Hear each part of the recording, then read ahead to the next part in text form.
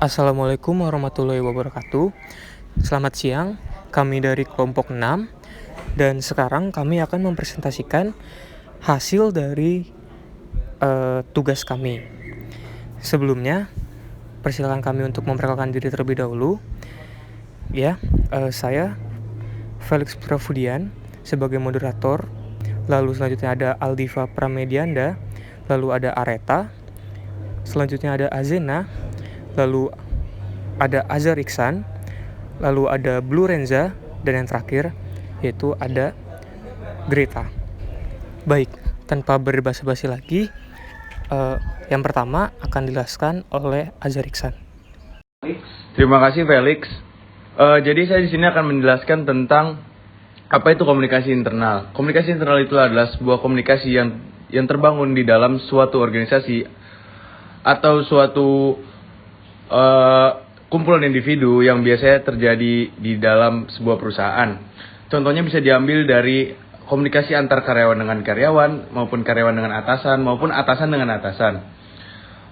Komunikasi ini biasanya hanya terjadi di dalam sebuah organisasi tersebut antara individu yang tergabung dalam organisasi tersebut. Lalu yang selanjutnya, saya akan menjelaskan tentang komunikasi eksternal, di mana komunikasi eksternal adalah komunikasi yang terbangun antara sebuah organisasi dengan sebuah individu atau organisasi di luar organisasi tersebut, yang biasanya dapat dicontohkan sebagai media maupun organisasi lain. Di sini hal yang pasti adalah bahwa lawan komunikasi dari sebuah organisasi ini adalah yang bukan termasuk dalam lingkup organisasi atau memiliki background yang berbeda. Lalu selanjutnya saya akan menjelaskan tentang komunikasi eksternal, di mana komunikasi eksternal ini adalah komunikasi yang terbangun di antara organisasi yang satu dengan yang lain.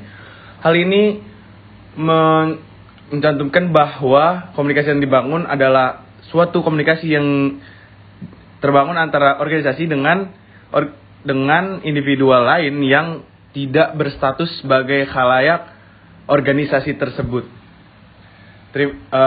Itulah sebuah penjelasan dari saya. Sekian dan terima kasih. Baik, terima kasih Azhar. Selanjutnya, silakan Greta. Terima kasih Felix.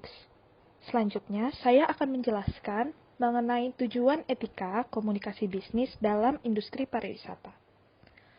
Yang pertama kali akan saya jelaskan adalah pengertian dari etika komunikasi bisnis itu sendiri. Di sini saya mengambil pengertian dari G. Cheney, M. Kent, dan M. Debashis pada tahun 2011. Mereka mengemukakan pendapatnya bahwa etika komunikasi bisnis yang etis sangat penting dalam 3 perspektif utama, yaitu bisnis dengan ruang lingkup publik, karyawan, dan bisnis dengan bisnis. Yang pertama adalah bisnis dengan ruang lingkup publik. Yang dimaksud dalam bisnis dengan ruang lingkup publik adalah bagaimana bisnis tersebut menciptakan image maupun citra yang bagus di mata publik atau konsumen. Dalam halnya industri pariwisata, hal ini dapat dicontohkan dengan bagaimana suatu travel agent memperlakukan konsumennya. Jika hal tersebut dilakukan dengan etika komunikasi yang baik, maka image perusahaan akan terlihat positif dan lebih gampang mendapatkan kepercayaan dalam publik.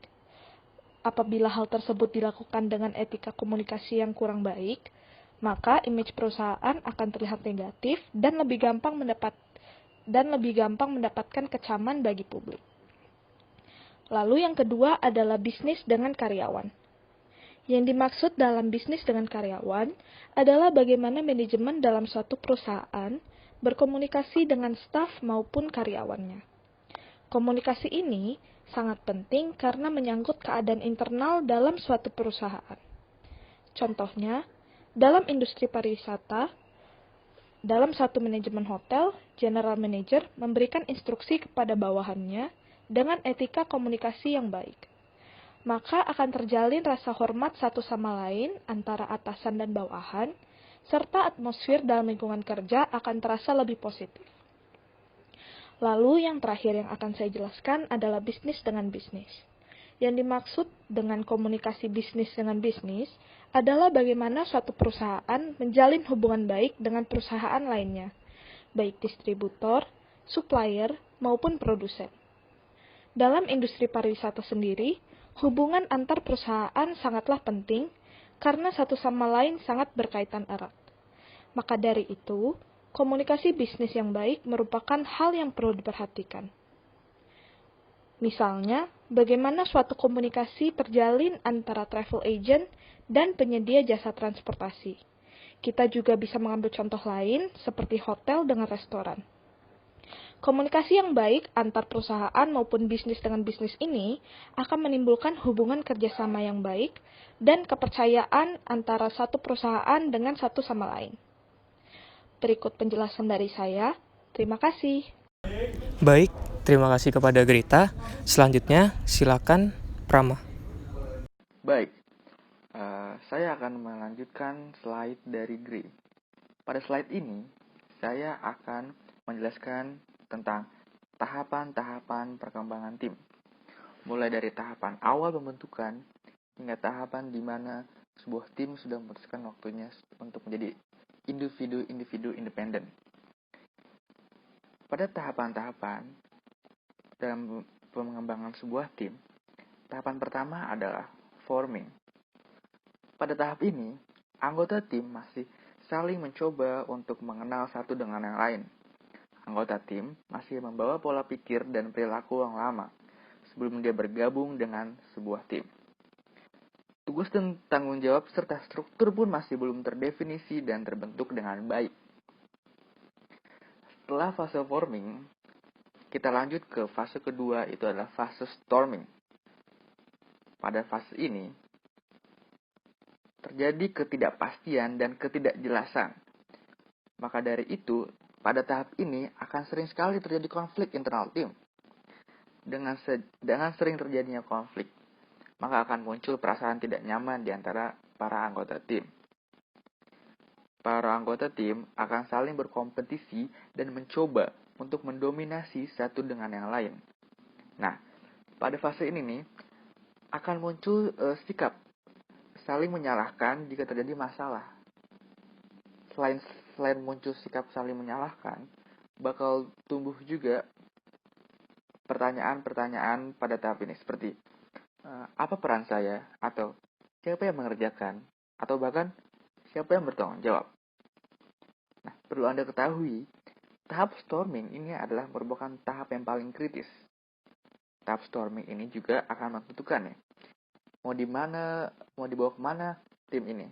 Apakah berlangsung atau stop.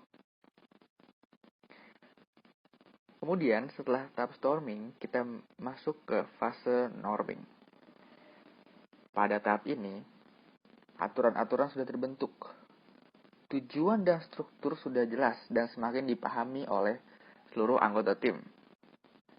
Di sini, pada tahap ini juga, anggota tim juga sudah mengerti tugas dan tanggung jawab masing-masing. Hubungan erat, kekompakan, dan sinergi antar anggota tim sudah mulai terbentuk dalam fase norming ini. Next step dari fase norming adalah performing. Nah, pada tahap ini, anggota tim mulai menunjukkan performa atau kinerja seperti apa yang diharapkan, sehingga tim sudah dapat menjalankan fungsinya secara penuh untuk mencapai tujuan.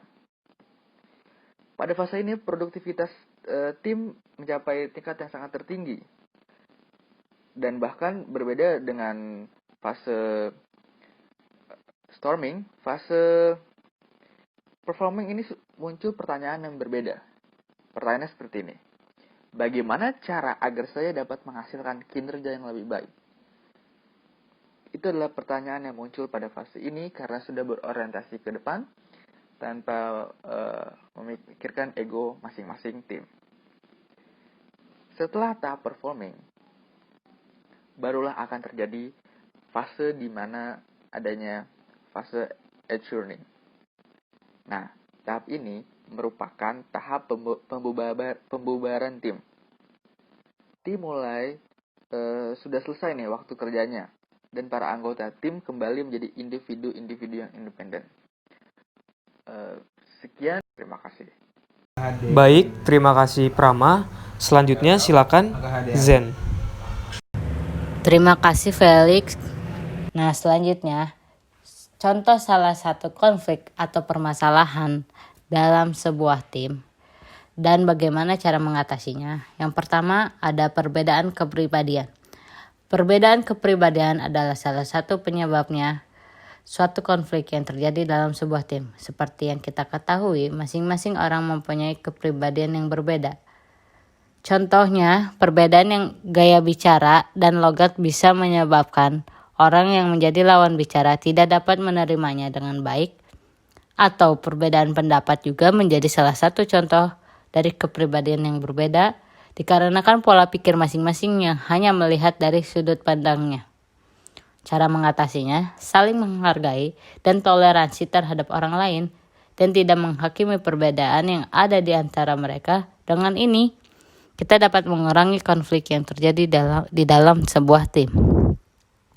Yang kedua, kurangnya rasa persaudaraan. Kurangnya rasa persaudaraan yang seharusnya dibangun dalam sebuah tim menjadi salah satu konflik yang sering terjadi dikarenakan komunikasi yang kurang dan juga tidak mengenal satu sama lain lebih jauh lagi. Dengan mengenal lebih jauh rekan satu tim, kita dapat membangun hubungan persaudaraan. Jadi, ketika memiliki masalah yang ada di dalam sebuah tim, dapat dibicarakan dengan baik secara saudara.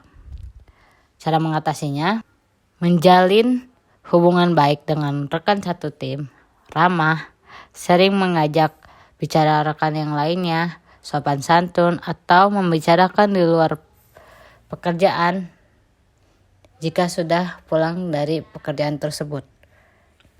Yang ketiga ada komunikasi yang kurang atau komunikasi yang masih buruk. Ini menjadi salah satu utama penyebab terjadinya konflik yang ada dalam sebuah tim, dikarenakan penyampaian dari satu pihak dengan pihak yang lainnya masih sangat kurang. Contohnya, ketua tim yang hanya memberikan instruksi kepada wakilnya dan tidak meninjau atau memberikan masukan kepada rekan yang lainnya secara langsung. Cara mengatasinya, dalam sebuah tim diperlukan komunikasi yang baik agar tidak terjadinya kesalahpahaman antara satu sama lain. Seringnya diskusi untuk membicarakan hal yang dibutuhkan menyangkut pekerjaan, sering meninjau pekerjaan antara rekan kerja lainnya, dan memberikan masukan jika ada yang kurang. Sekian penjelasan dari saya. Terima kasih. Baik, terima kasih kepada Zen. Selanjutnya silakan Areta. Baik, terima kasih Felix. Sekarang saya Areta Arlin ingin menjelaskan tentang cara mencapai keputusan tim yang baik. Nah, yang pertama itu kita sepakati dulu masalah yang ditangani sama tujuan yang hendak dicapai. Jadi kita sepakati dulu masalahnya apaan, jadi nggak keluar-keluar kemana-mana. Habis itu yang nomor 2, pastikan semua anggota tim itu paham proses dari permasalahan ini. Jadi kita pas ngejalanin prosesnya, nggak ada yang nanya-nanya lagi atau nggak ada yang nggak ngerti, biar lebih cepat. Terus yang ketiga, pastikan kalau tim itu punya informasi yang sama. Jadi nggak ada yang ketinggalan, semuanya punya informasi masing-masing. Jadi kita bisa selesaiin secara cepat. Habis itu yang nomor 4, kita memperbolehkan para anggota untuk berpendapat dan memberikan gagasan. Jadi nggak ada yang nggak punya hak untuk berpendapat, semuanya boleh mengutarakan pendapatnya masing-masing biar kita bisa dapat variatif jawabannya. Dengan kayak gitu kita juga bisa dapat gagasan secara bersama karena kita ngerti gagasan dari satu sama lain itu apa. Yang kelima, tidak egois dalam menginginkan pendapat masing-masing yang ingin didengar. Jadi kita tidak boleh merasa kalau hanya pendapat kita yang benar dan yang seharusnya dijadiin tujuan atau gagasan untuk keputusan tim ini. Kita tuh juga mesti dengerin keputusan tim yang lain juga supaya hasilnya lebih imbang dan orang-orang lebih setuju yang di dalam timnya. Gitu, terima kasih. Baik, terima kasih Areta. Selanjutnya silakan Blue Renza. Baik, terima kasih Felix. Kemudian saya akan melanjutkan pertanyaan nomor 6. Hal-hal apa saja yang perlu dipersiapkan dan diperhatikan sebelum memulai rapat? Memang dalam sebuah rapat kita harus mempersiapkan semuanya terlebih dahulu agar pelaksanaan rapat dapat berjalan dengan lancar. Adapun hal-hal yang harus dipersiapkan sebelum memulai rapat, yaitu membuat agenda rapat dan susunan acara rapat. Agenda rapat adalah daftar yang berisi pokok-pokok permasalahan yang akan dibicarakan dalam suatu rapat. Sedangkan susunan acara rapat adalah rincian atau penjabaran lebih lanjut dari topik-topik dalam agenda rapat. Selanjutnya, menentukan peserta rapat. Dari agenda rapat yang telah dibuat, ditentukan siapa saja peserta yang akan diundang. Setelah sekretaris menyusun daftar para peserta rapat yang akan diundang, kemudian konsultasikan kembali dengan pimpinan rapat, apakah ada penambahan atau pengurangan peserta rapat. Kemudian, membuat undangan rapat. Surat undangan merupakan surat pemberitahuan yang sifatnya mengharapkan kehadiran seseorang untuk berpartisipasi dalam suatu acara tertentu di tempat dan pada waktu tertentu. Selanjutnya, membuat daftar hadir rapat. Ada 2 macam daftar hadir, yaitu buku tamu dan daftar hadir biasa, yang dibuat di atas lembar kertas. Daftar hadir digunakan untuk mengetahui jumlah peserta yang datang pada suatu rapat, untuk mengetahui jumlah sistem yang harus dipersiapkan, seperti konsumsi, kursi, dan sebagainya, sebagai bahan penyusunan notula rapat dan sebagai dokumentasi.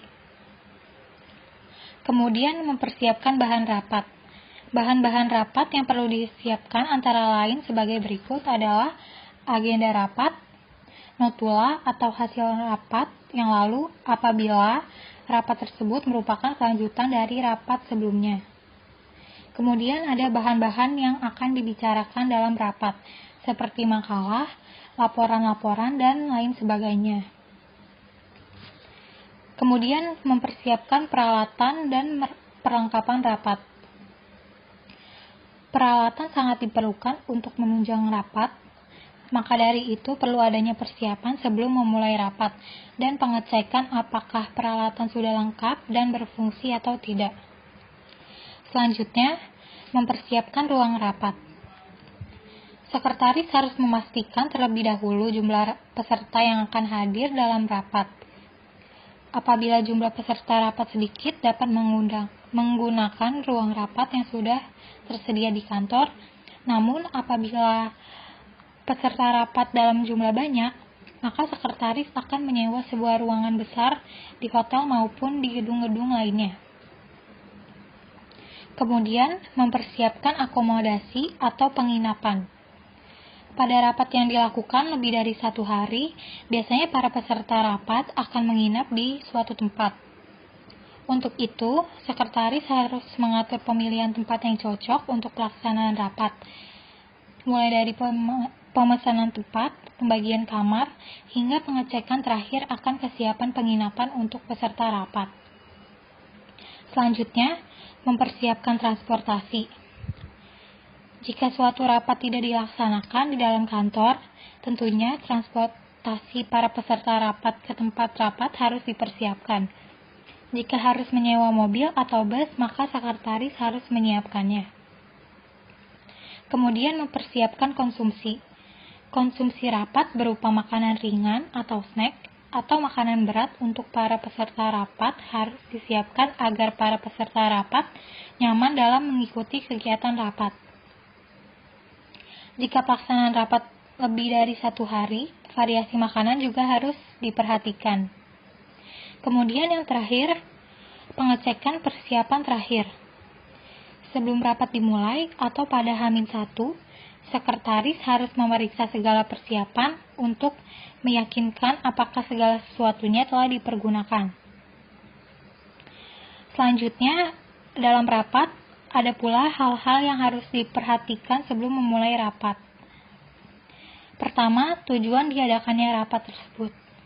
Buatlah undangan rapat dalam bentuk email dan jelaskan apa tujuan dibalik rapat tersebut dalam bentuk uraian singkat.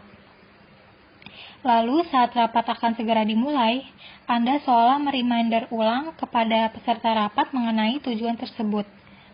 Sebelum masuk ke pokok pembahasan, uraikan kembali tujuan rapat tersebut dan apa kepentingan setiap divisi yang diundang dalam rapat tersebut. Kedua, ciptakan aura positif. Hal penting lainnya yang perlu Anda lakukan saat memulai rapat di kantor yaitu menciptakan aura positif dalam ruangan. Cobalah untuk membahas hal-hal sebagai pembuka rapat, sebagai pemanasan. Kemudian Anda bisa berbagi quote. Anda bisa mencari referensi dari internet atau buku tentang quote, ataupun listen learn dari sebuah kisah inspiratif seseorang untuk diceritakan kepada peserta rapat. Tidak hanya berbagi quote, Anda juga bisa berbagi cerita, yaitu cerita tentang hal yang menyenangkan sebelum memulai rapat. Tentunya cerita yang meningkatkan motivasi dan optimisme dalam bekerja. Kemudian terakhir, membuat timeline. Buatlah agenda sebagai salah satu cara mengapresiasi waktu yang Anda minta dari mereka.